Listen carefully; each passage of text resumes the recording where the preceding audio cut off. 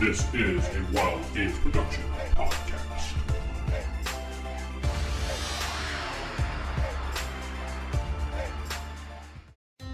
You remember. Roll your stealth roll? Game books, pencils, pizza, cheese puffs, and a hell of a lot of dice. And the dragon woke up. Roll for Initiative. This is the Roll for Initiative podcast, where 1E is the place to be.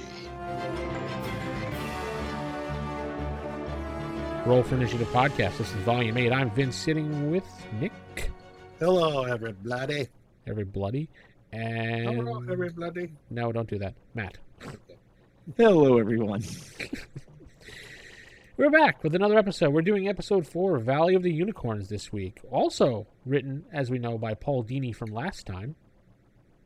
And Carl Gears? Is that how it's pronounced? I'm not sure. Yeah, why not? Original air date was October 8th, 1983. We're getting closer to Halloween. Yay! Yay. 7.5 out of 10 IMDb rating again. So we're doing good. Summary. Yes? No, this was a fairly decent episode. It has its moments. If this episode didn't exist, I wouldn't notice. The summary of this episode: the group encounters a unicorn being attacked. Immediately, I didn't want to watch it. They manage to help the unicorn, but Uni is captured by a wizard who is capturing unicorns and stealing their magical horns. Lame. A little bit of trivia for this episode that I found. It's blatantly obvious, but they call it trivia. After Eric uses his shield to save everyone, later on at some point, Diana, who interrupts him while he's bragging, calls him Mr. Mouth, which is a reference to... Ralph Mouth. Yeah. Eric, the voice actor Donnie Most, played Ralph Mouth on Happy Days. So they kind of threw that little tidbit in there, which was kind of cool. Yep. I caught that too. Yeah. So we open up the episode in a spooky forest, as usual. Ooh, spooky. Oh, Well, scared myself. Oh, Maybe it's the same one from the last episode with the flying one. That's true. probably is. They got lost again. Well, I mean, it's closer to Halloween. Does so... anybody know how to map? No. They have no mappers in that group, apparently. Good Lord. Though you would think Sheila might be a mapper, because she seems kind of geeky. Yeah, you'd think that. Yeah. Whatever. And we get to a shot of a bluish unicorn drinking water. I think it's supposed to be black, but Yeah, Is it black? It's black. It's black. That's black? Oh, man. My DVD must be off. You need to No. recalibrate your TV. no, it's supposed to be black. It just has a bluish tinge to Yeah, it. it's like that midnight. Oh, midnight black? Okay. Yeah. We hear some thunder and we see some lightning sounds and stuff like that, but there's no rain. It's just a typical zap zap of, the lightning. Zap, zap. We hear a pack of wolves howl. Oh, good timing, guys. As we see the pack of wolves charging the dark blue, I'm still going to go with that, unicorn.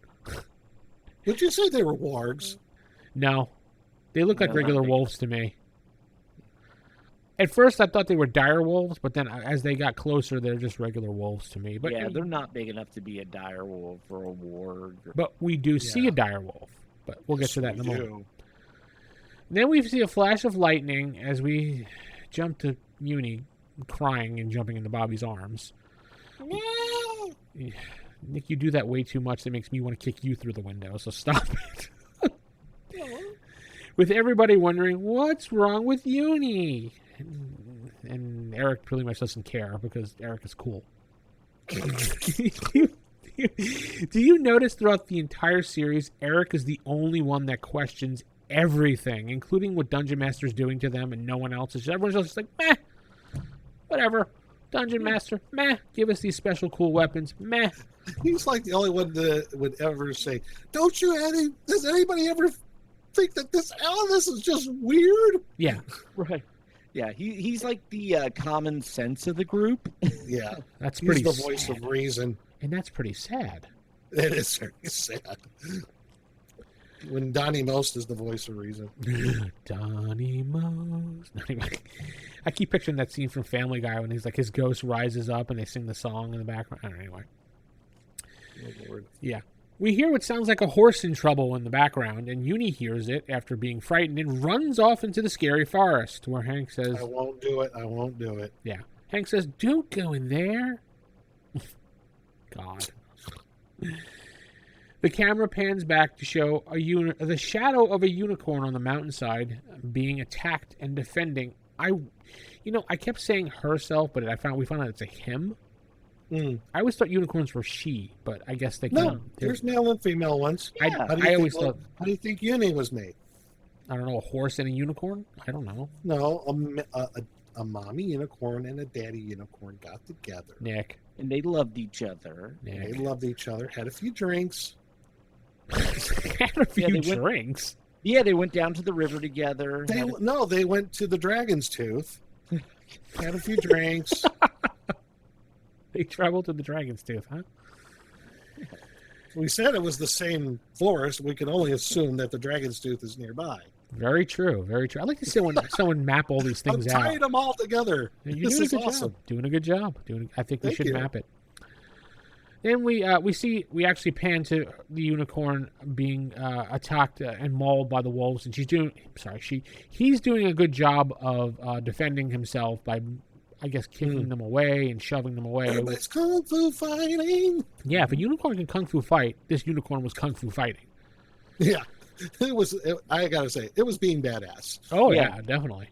Fending off a wolf pack by itself. itself. Mm-hmm. And not using its horn once. Well, we get into that in a moment.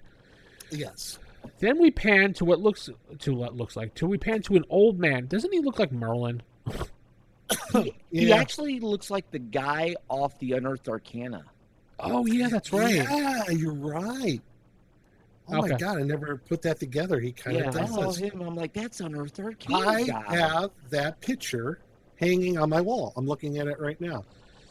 So- If you put the skull cap on him, yeah, look real similar. Well, I thought he looked like Merlin at the time, but now I'm changing that. So, but he's sitting on the back of a dire wolf. Yep. And says, "Enough of this. I want him now." And the wolves attack faster. I don't know what the purpose of that was. It looks like they Haste started. spell? I don't know. It just looked like the wolf started attacking faster. I was like, okay. Haste. Yeah, I We guess need to so. get him now, otherwise he'll beat us more. Yeah. Then we go back to Uni, who is crying out loud and running and trips over a rock. Funk. Which, yeah, Not Narf. Snarf. That's Narf. no wrong. That's Thundercats. Stop it. That's the one that Nick wants to kick through the window. Snarf. Oh my God! Nick sat there going, "I'm gonna kick him through a window." Kick him through the window. I want to punt him into the wall Ooh, because it'll hurt. No. jeez. Uni trips over a rock, which the old man from the Unearthed Arcana turns around and notices this, and she rolls into a ball, crashing into the old man sitting on the wolf, and he turns around. Watching this all, I'm surprised he didn't start laughing, because I would have laughed my ass off at that. I mean, it looks so dumb. He's like, loser. Go ahead, Nick. Do the sound effect of Uni falling. Oh. Thank you. We have our own Uni sound effects. Wonderful. Yes, we have a uni drop board in Nick. Yeah, he could do Christopher Walken, Homer, and now Uni. Yeah, now he's thinking about his life decisions. Yes. I made poor life choices, but I'm not bitter. So then the old man is now excited because he's like, "Oh, I found a second unicorn. Excellent." Mhm. And he grabs Uni, but she kind of gets away. And I went, "Damn." Why have one when I could get two for twice the price? Yeah. And I think it looks like the wolves chase after Uni. I wasn't quite sure. Yeah. I don't know. Yeah, it looked like the wolves. Half the wolves chased after Unis. We hear Hank and company coming in the distance. You hear like, "Hey guys, it's this way!" And the old man rolls his hide in shadows and moves behind a rock so he doesn't get seen. He learned it from the Multi-classed. DM. He learned it from the dungeon master. Well, he's multi-class. That's all. Here's my dick move. Yeah, he just kind of backs up and goes behind a rock and it's like, I'm hidden now. You can't see me. Yeah. Like Please hold on. I'm just a rock.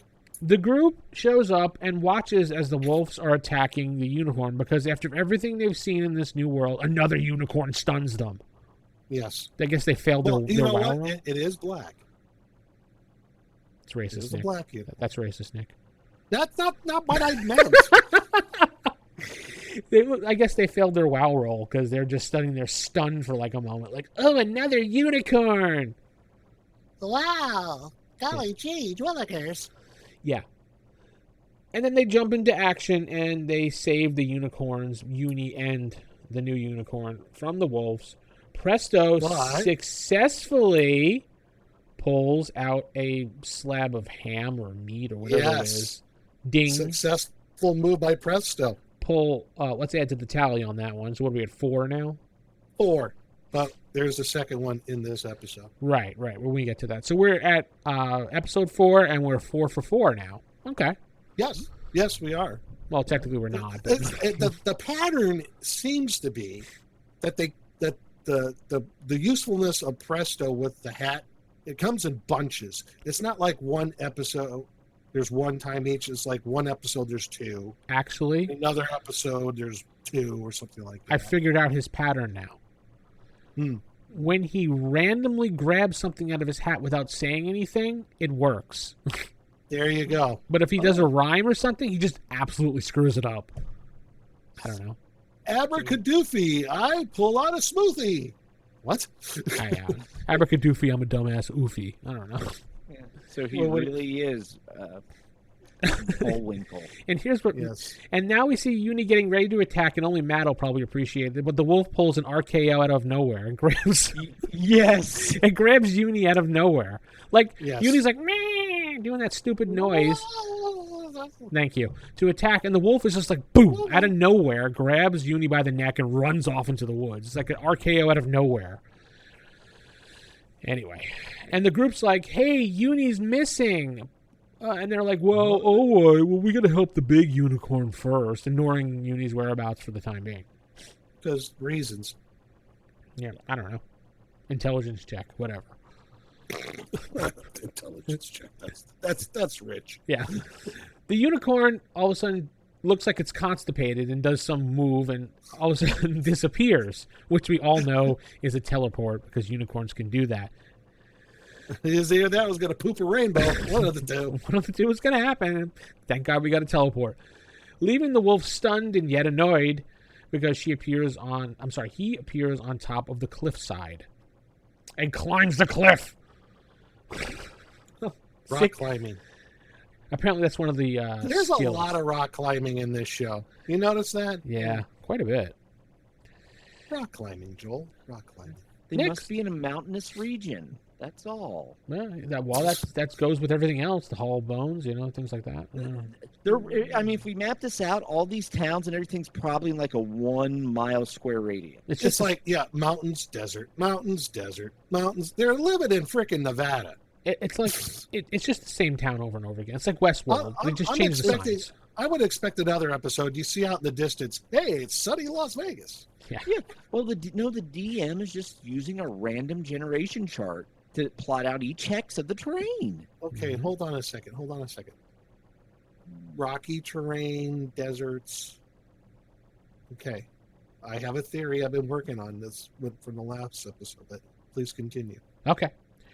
Next, we jump to the old man who has Uni captive in some like power bracelets around her hooves. I guess. I don't know what they were. I guess detainment. I don't know. He went to Star Wars and got some detainment things. Yes. Wonder Woman's lasso? I couldn't figure it out, but they were just glowing. That's all I know.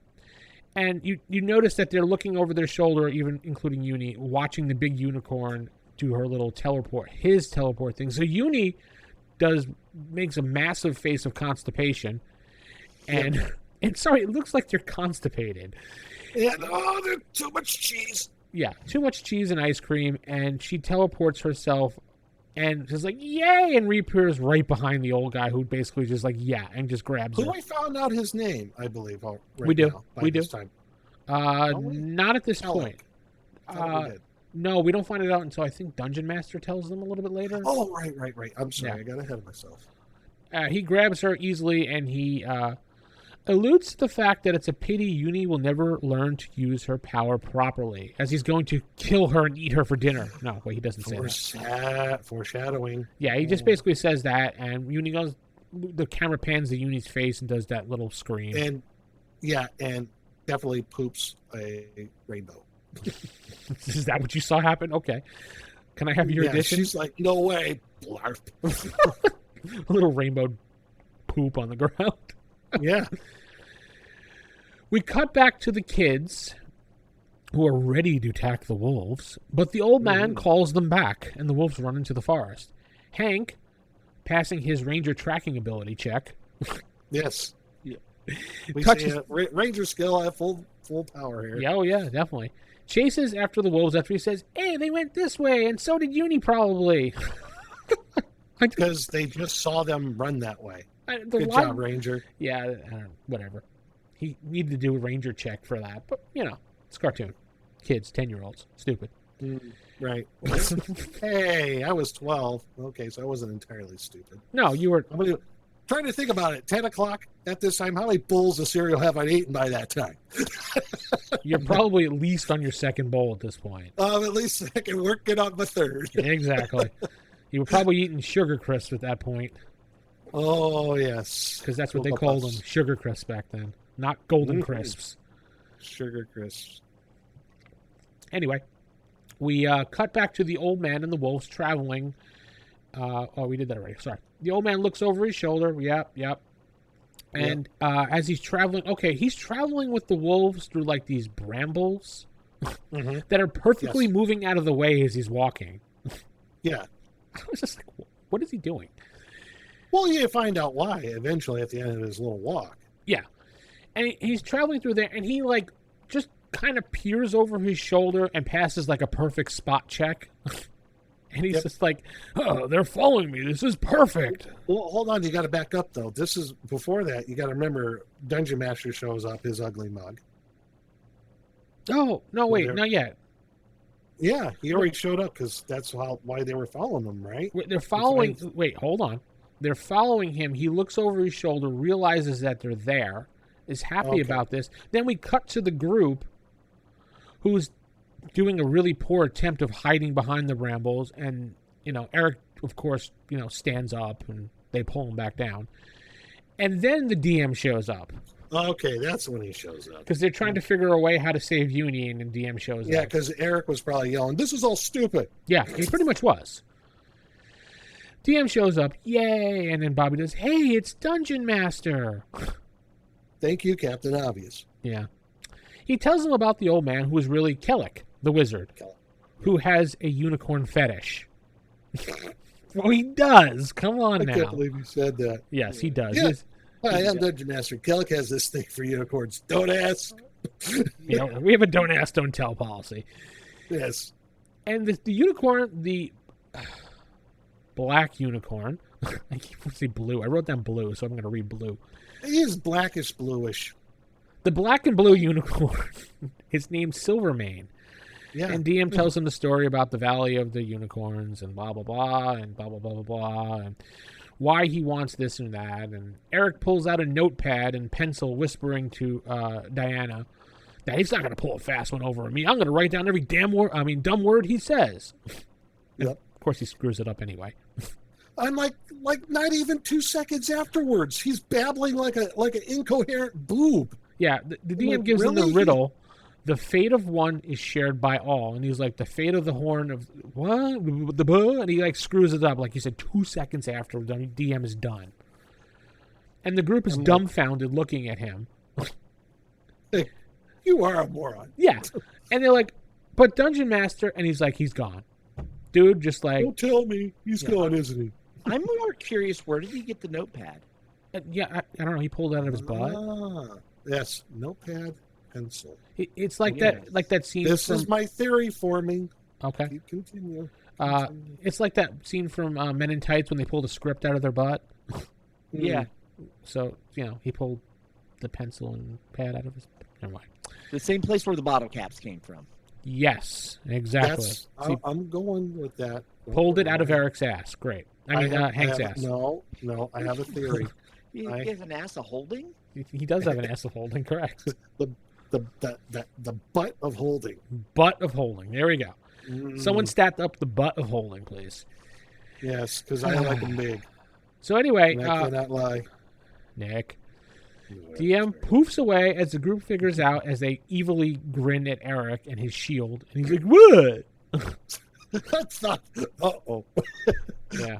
They all evilly grin at him. I'm like, okay, there's a number of ways I could go with that. So they basically start going through the brush, marine crawling on the ground, as Nick had flashbacks from basic training. God damn it. Using his Flashbacks to shield, Fort Dix. No. using his shield to plow their way through the thorny brambles. Worked. Yeah, it worked, yeah. They think they're hidden from the old man who is just like, "Oh, they're still following me, those fools." I don't know. Whatever. The old man then parts the brambles and calls forth the giant castle of doom that was hidden underground. Perfectly. That's not its name, folks. That's what just Vince named it. Okay. And you know what? I'm okay with that. Giant Fortress of Doom. I dig it. Castle of Doom. Anyway. Castle, Fortress, Tomato. Same difference, right? Same difference. It comes out of the ground out of a perfectly, I don't know. What spell is this? Grow a castle spell? Is this the 7-Eleven theory? What? You never heard the 7-Eleven theory? How 7-Elevens? No. They, the people, the owners of 7-Eleven, they just go to the slot and they just throw down a magic pelt and 7-Eleven appears overnight. Because that's how fast they go. Wow, You never awesome. heard the 7-Eleven theory? No, I've heard of it now, and I think it's great. Yeah. It's like it's So 7-Eleven's pure yeah. overnight. I gathered that when he's away, instead of just like a normal wizard to lock the place up, he has the place like go underground. And you don't see any sign of it whatsoever. No sign, because he's that powerful. Anyway, But apparently, the ultimate power in this world is the power of teleportation. Really? yeah, we find that out in a minute as the old man goes inside the castle, and the group is seen peering up the steps, looking in as he's walking in, going, "They're following me." Yeah, something like that. We see the old man standing in front of a weird demon statue with various arms, some of them which hold unicorn horns, and he says he will add Uni to the collection, as Uni is trapped to the floor with Wonder Woman's lasso again. Stop right there. The demon idol thing. Yes, it looks with like the horns. Yeah, players. I'm wondering how they got away with that from the CBS, with the whole ties and with Satanism, with D&D, blah blah blah. How they got away with that? Because I thought that would have been something that looked too satanic. You get my drift? No, I understand. I don't think the censor, whatever was it, the censor board, whatever it was, they probably didn't even realize it. Yeah. Good. That just shows they're idiots. Because it had so many arms. Maybe that's what it was. Right. Because it looked. Yeah, it was because all, it was a demon does have multiple arms. Who would believe that? No. Well, or Shiva. Yeah, maybe they didn't. No, it has like almost had like the face of like the green demon face from Tomb of Horrors if you look real close. Yeah, it does. Yeah. And of That course, is not Shiva. he's going to add Uni's horn to the collection. And of course, like any good villain, he reveals his ultimate plans to Uni. He's proselytizing. As he wants the power of teleportation, as Nick said earlier, that is the most powerful thing in the universe. Or world, whatever. What? And that even when he has this power, Venger will bow to him. And Venger's call like him master. Yeah. Which we're like, huh? Huh? Because he can blink.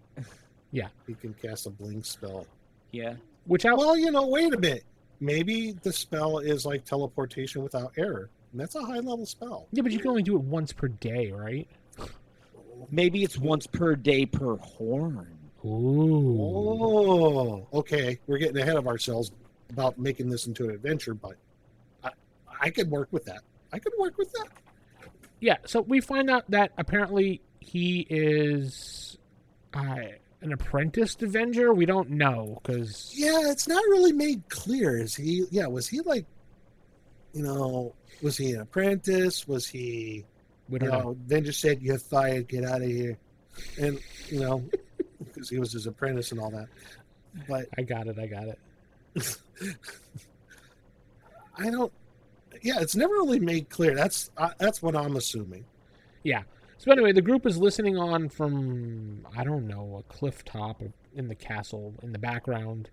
And Presto's like, "Oh no, the new Venger?" I think he says something like, "The Venger we already have is bad enough."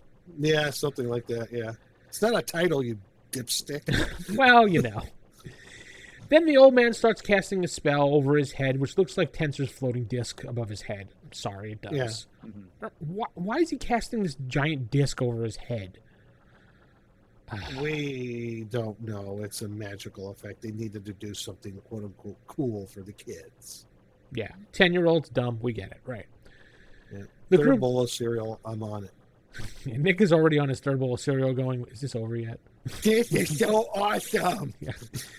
So he's casting the Tensor's floating disc above his head. Hank's like, "Hey, let's go now, quick, run!"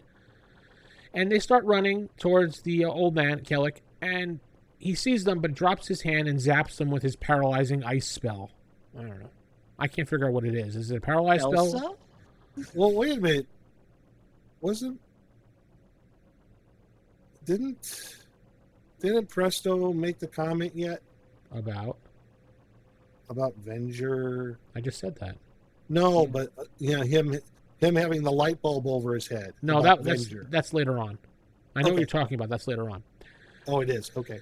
The group runs and charges at him, but he drops his one hand, and he one-hands it, paralyzing them. I don't know. I couldn't figure out if it was an ice spell or a paralyzed spell. Probably either one works, depending on which you want to look at.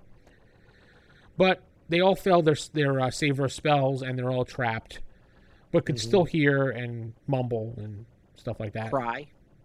Yeah, cry, because we see Bobby crying at one point. The group, now frozen, watches on helpless as the old man uses his Tensor's floating disc to saw off... No, not really. It zaps Uni's horn and puts it on the demon statue. And Uni becomes gray, weak, and more useless than she was to begin with. Because now she can't stand all of a sudden. And is pissing off Vince even more. Yeah. So Uni is actually, in all unicorns in the D&D land, are like the trolls from the Troll movie. When they, Useless? No, kidding.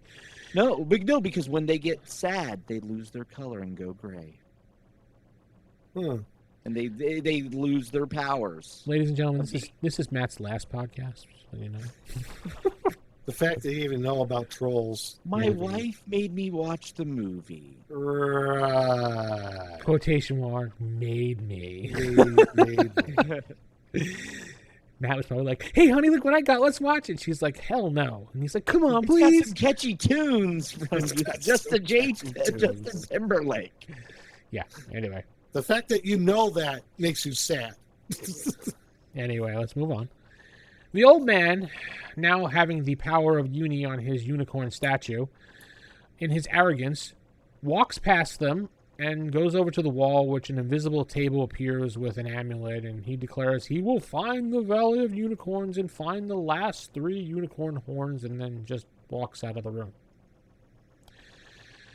Yeah. Then we cut back to Uni, unable to stand for some reason, and falls on the ground like a doofus. Yeah, well. And then Bobby's crying, and out of the power of love and sadness, breaks free of the ice. The power of love. Okay. Hey, it's like just like the end of Frozen. Oh, so Frozen stole it. Before Yeah. Frozen was Frozen. Right. Just like when Elsa Need to do is that. crying and Anna's the ice block and the tear falls and then Anna comes back to life. Same thing. Wow. So- And you know that so well, too. Okay, Trolls and Frozen. Vince, are you keeping score on this? Yeah, he's got a hand in his man card after the show. Yeah, say so. Teasing. Anyway, Hey, Bobby... I'm not. Hey, Okay. I'll admit my taste in music of that is of a 16-year-old girl from 1990s. So, just saying. Anyway, Bobby runs to Uni's side crying, but then it turns into rage as he goes, slowly I turn step by step. Kellic, you'll die! Yeah, and he attacks the statue, but deflects off of it due to some type of spell. He looks like a doofus doing it. And Hank breaks free and says, hey, there, you can't do that, Bobby. There's a spell protecting it, because he knew. Oh, God. I don't know how he knew, but he knew. He saw it glow. Oh, that's it. Got it. Yes, Got because in this cartoon, if it glows, it's magic. All magic glows. That's right. True. Bobby's Very true. club. The It group glows.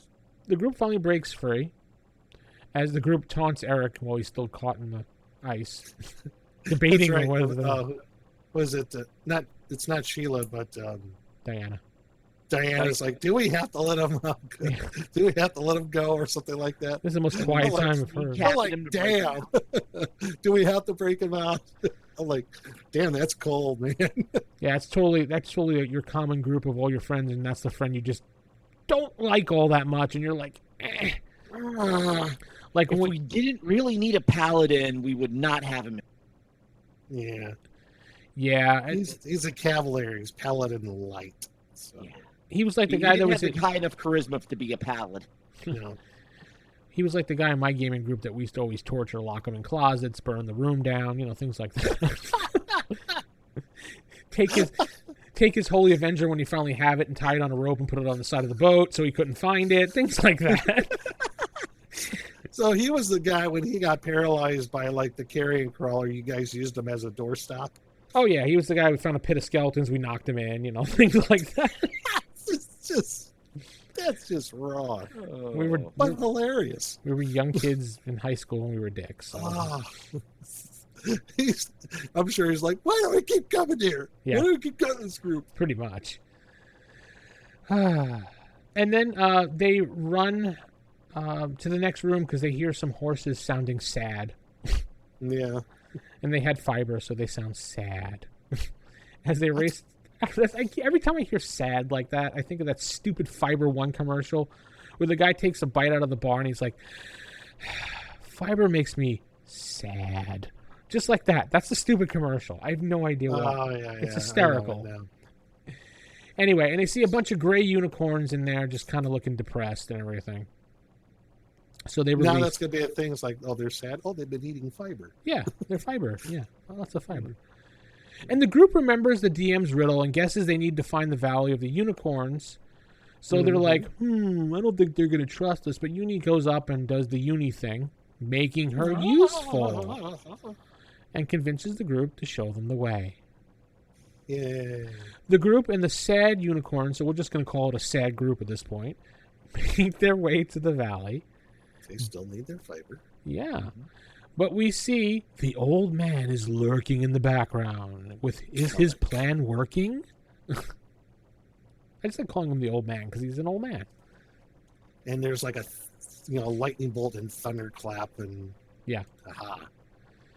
And then, okay, this is the part that I had a real major problem with. Then we see a waterfall with various falls of water in different colors, perfectly held together, not mixing. Magic. Let it go. Gee, there's going to be no unicorns behind this. That's totally normal, right? Right. I was expecting the Lucky Charms leprechaun shop. Oh, moon, stars, clovers, blue diamonds. It's just like, where would the Unicorn Valley be? Behind that rock? No. Behind that tree? No. Behind that colored, multicolored, magical stain together? Nah. That waterfall? Oh, I know. It's in the inn.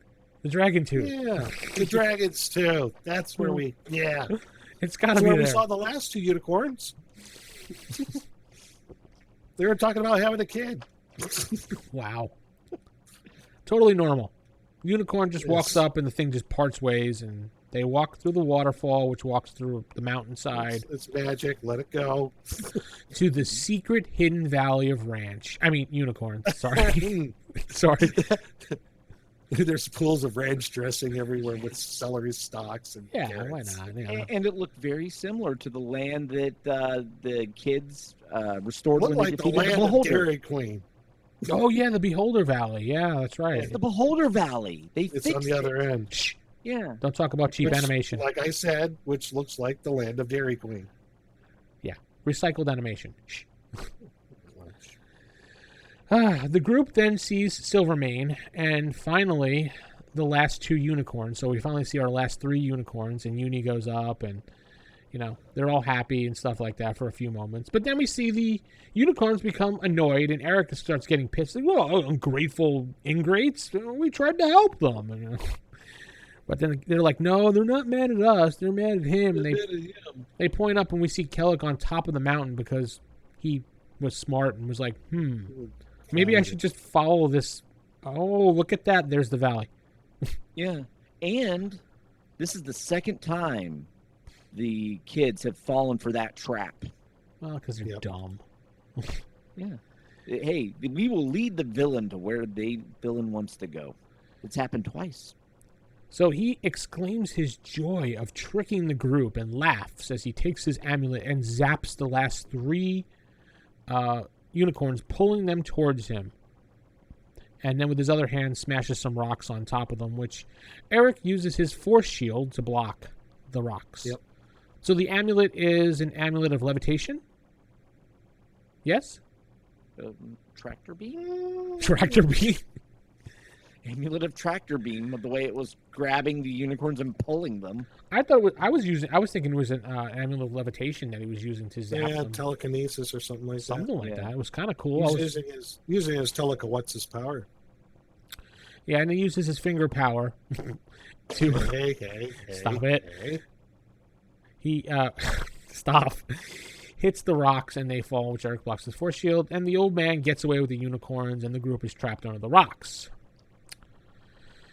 And then we pan to a few moments later. We obviously the old man got away, and then Bobby's crawling out as he's shocked that Eric was able to save them. And guess who shows up? The dungeon. Why are you whispering? Hello, guys. How's it going? Yes, the dungeon master shows up because Rock. He basically did the rocks fall, everyone dies, but the characters actually made their saves. So DM shows up and he gives them a pointless lesson by telling them that you're showing up and like, those crazy doofuses are still alive. Yeah, because he's like, oh, why are you surprised? Because your strongest ally is your worst enemy. Tip number 2. Riddle number 2. Hint. Yes. Hint. Yeah, and the group kind of just dismisses it and was like, oh, stupid DM. The group just is like, hey, why don't we head back to the to Kellic's secret hidden castle of doom? So we could save the unicorns without a plan. And then, out of nowhere, Eric does the light bulb thing that you were alluding to before, Nick, and says, well, not Eric, but it was. Oh yeah, Presto. Yeah, you're right. Presto alludes to it before. And he says, "Hey, wait a minute. Our strongest ally is our worst enemy. That's Venger. Let me pull him out of my hat." And Eric's like, "No." And this is actually the first time the kids actually took the cryptic DM tip and did it right. Yeah. And Presto used his hat properly. Do we count this as properly, or do we not count this? Because No, I think you do, because he gets a hold of Venger and talks to him about it. He accomplishes his goal in a backhanded manner. So it worked. It's funny because he's just like, I'll pull him out of my hat. He should be right here. And then we hear Venger like, oh, and he's like, Venger, ah! Yeah, because he actually teleports the Venger's domain. So Venger is on a different plane of existence?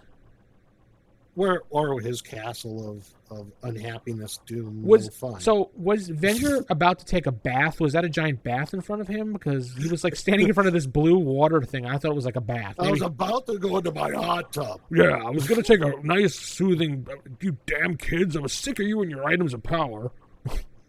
I was going to take a nice soak for about 15, 20 minutes, and then you're a dumbass show. Yeah, I was going to read the sports page and see what happened with the Mets. Yeah. So Venger gets all mad, and he threatens to kill him. How dare you, blah, blah, blah, blah, blah, blah. But Presto pops up and tells him about Kellic's plan. Right. Like, Venger's about to, zap him into oblivion as Presto babbles on about Kellic and unicorns and how he wants to, be more powerful than him. And he's like, what, Kellic? Wait, want to be more powerful than me? Hold on a second. Yeah, so he gets triggered by the old man's name. And triggered. Yeah. Did you notice it? He was like, Kellic, tell me more. Start from the Trigger. beginning. Well, you see, I was born. No, anyway. And then we just assume because they cut Well, back. see, the first the Earth cooled, then the dinosaurs came, and they got too big and fat and turned into oil. Yes. We just assume now that Presto is telling Avenger the information he needs to know because we cut back to Killick robbing the last of the unicorn's horns, except for Silvermane, which he decides to hold off on for the moment. Because he's maniacal. Right. And then He this has more plan that monologue. they come up with, this absolutely stupid plan of taking Eric's boot and going, ooh. Yeah. Because Eric even said it was stupid. Yeah. And you can see, I think, Bobby and Diana in the background petting the sad unicorns. And the old man's... Yeah. Because that's the only thing they're good at right now. Oh, yeah. Well, And then Kellick, the old man, just was like, what's that noise? And he goes, shuffling off to wherever. Luckily, Silvermane has not been touched. So Sheila, who is hiding on the side, pulls open her cloak and heads over as Hank says, now! And she starts to release Silvermane. But Kellick, smarter than the group, was just hiding in plain sight. I don't know. Where did he go? Who knows? Foils their plans and throws the wolves to them. Literally. literally thrown to the wolves. Yeah. Suddenly, Presto poofs back up in the middle of the wolf attack. And as the wolf jumps in the air with his paws ready to bite, and Presto says, you wouldn't guess where I've been, blah, blah, blah. The wolf gets zapped into a cute little wolf puppy. Aw. They were cute, weren't they? They were adorable, actually. And you're like, huh? What's going on? As one of them bites Eric's foot. Yes. It starts gnawing on it. And then Venger, I did it. And he comes walking in. And Kellick now becomes triggered, and He's triggered too. he becomes majorly triggered and crawls into the fetus position. Microaggressions everywhere. Yeah. He becomes fetus-like and... Yes. Venger becomes the Starscream to Venger's Megatron. Yeah. As Venger forces Kellick to call him Master. And thanks Kellick for keeping the horns warm for him and Toasty. Thanks for keeping them warm for me, sucker. By the way, call me Master. Yeah. You wuss. Yeah, and he calls him Master, and then Venger demands the horns, but realizes there's a spell blocking them, and tells Kellick to drop the spell. And Kellick somehow finds his balls and decides to attack Venger. He's like, yes, Master. Yeah, and then just starts doing his little, I don't know what the hell, his tensor disc thing, ball, whatever, and starts to blast Venger, but Venger just goes, meh, and zaps him. He's like, damn it. The two have a pretty big battle. The statue is destroyed in the battle. And guess what happens? Presto attempts magic. Oh, God. Yeah, this one was a fail. He's just like, no doubt. his rhyme was, make all the unicorn's horns reappear in there, or something weird like that. Abracadabra, make all the unicorn horns appear. What appears? Horns, musical horns, on their Musical heads. Yes. And I went, as I actually wrote in my notes, sigh in big letters. Presto, you useless turd. And then Eric, the rational, amazing hero of this adventure, pulls out his notepad from his butt again and repeats, duh, the fate of the one phrase. Yeah. And Diana, who's normally able to dismiss Eric and make fun of him like a bully, agrees with him and says, hey, Mr. Mouth is right. There we get our Mr. Mouth line. Mm-hmm. In which Presto's like, all right. And Presto tries again, doing some smell that gives one horn back to Uni, which puts all the horns back on the unicorn's head. He did something right. Yay. Add to the tally. I suppose so. Have to. I'll give it a... And then we hear a Kellick scream in the background as we see him go into a bubble and then go into the ground. His safe space. Yeah, he went into a safe space after being triggered by Venger. And then the castle starts crumbling. And Venger says the castle's going to fall now that Kellick is not here to keep its power going. And of course turns on the group. Yeah. Why would he say that? I mean, wouldn't he just leave and just get they would be crushed and then he would get their items of power? I would think so. He demands the items of power as the castle is crumbling around them. Hank then gets a brilliant idea. Hey, let's jump on the unicorns and they can teleport the group out now. In which they do, and they get on the horseback, and Bobby That's gets a on. terrible Hank. Yeah. Well, I can't do a Willie Ames voice, so be quiet. And they do, and Bobby gets on Uni barely. And, of course, Uni does the spell correctly this time. As they all teleport out before crashing into the wall. And, yeah, well, it looks like they're going to crash into the wall. Avenger is seen screaming in annoyance as the castle falls on him. The most powerful magic user in the land gets crushed by rocks. Damn it, my hot tub! But not so much. And it happened in 2 episodes in a row. Yeah. Yeah. The group is looking But on. this time, though, the clouds look really cool. Yeah. The group is looking on a mile away again. And they're like, oh, I think Venger's finally gone. You think he's gone? And then we see another explosion, as usual. And it forms a Venger-like person in the sky. And Hank's like, nope, he's alive. I guess that answers our question about a lot Venger. better than the last time, though. Yeah, it looked cooler this time, yeah. This time you actually see, like, the whole Venger outline. Right. And then we jump back to Unicorn Valley as the unicorns are happy, and we find out that Uni is playing in the lake with her stupid unicorn friends. And Bobby, Bobby... big lake of ranch dressing. Yes, it's the Hidden Valley. And Bobby is really sad because he hasn't had his fiber. And he's like, no, Uni must come with me. I'm not leaving without Uni. And the group leaves, but of course they don't exactly leave, and they keep the waterfall portal open as Eric is there. The little puppies are biting at his feet. And all of a sudden... Yeah. Yeah? Well, that's where I think Sheila pipes up and says, well, Dungeon Master says they'll grow up and be protectors of the valley. Of the Unicorn Valley, yeah. Yes. Which we don't know how that even happened, but whatever. Yeah. But we get it's alluded to a little bit. But anyway, and then Uni comes running out of the waterfall and jumps into Bobby's arms. You made the Uni noise. Yeah, I know. And jumps into Bobby's arms, and Bobby's all happy because Uni's going to stay with the group. And I threw my drink across the room because I thought Uni was gone forever. He threw his drink across the room. That's hilarious. Back then, probably when I was a kid, my bowl of cereal went plopping across the room because I was like, stupid freaking Uni. Stupid. This time, I'm like, I better get dressed and get ready to go down the Star Realm. Yeah. I'll be gaming in about an hour. And then... that was the gamer hangout that I went at. Oh, okay. It was awesome. And then the group's walking off all happily as Sheila is crying and Hank is like, oh, what's wrong? It's tears of joy. Ooh, I'm lame. And then we see Dungeon Master skulking inside the waterfall waving with a big old grin on his face. Suckers! Like he's a creeper out in the daytime watching the pretty girls run. So long, suckers.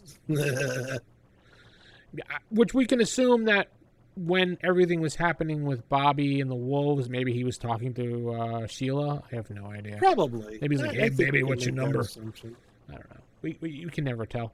And then the group walks off happily into the sunset like normal. Right.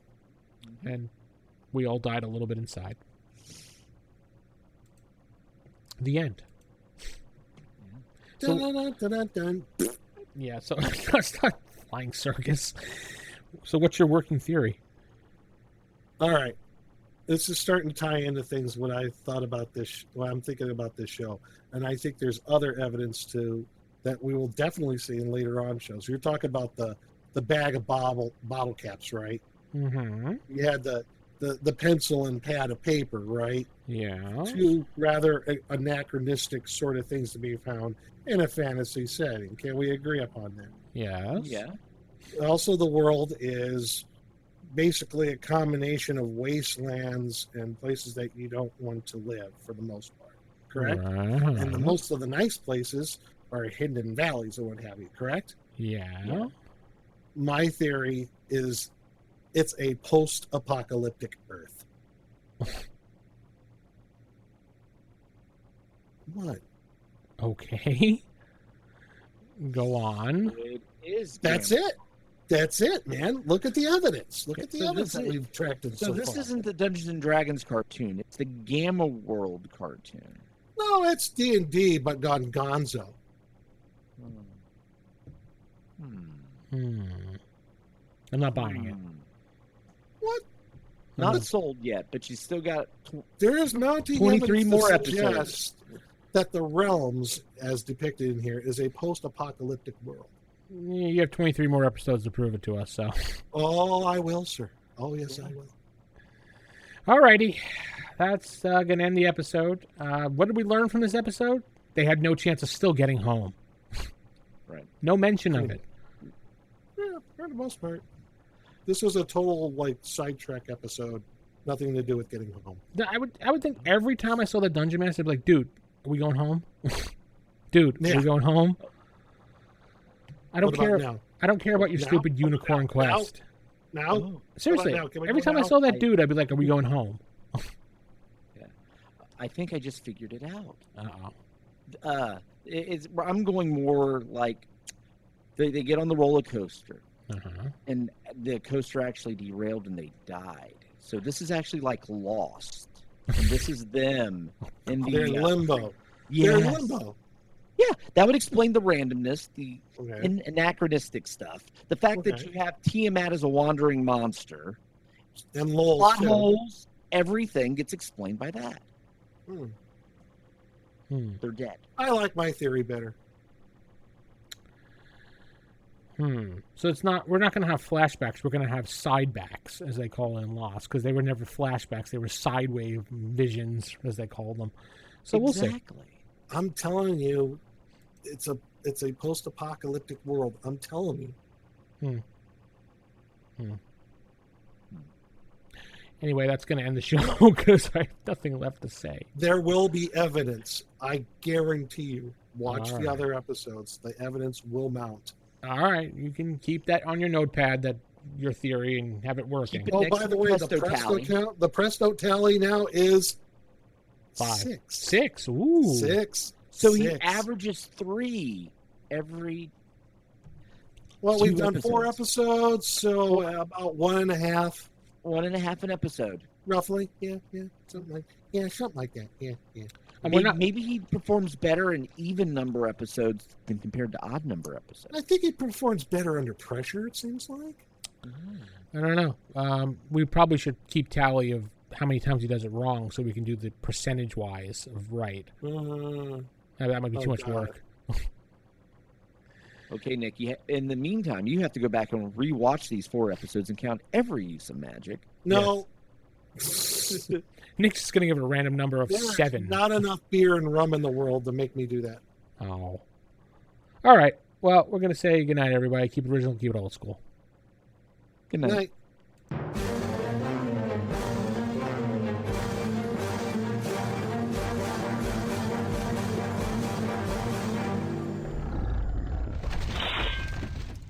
Roll for initiative.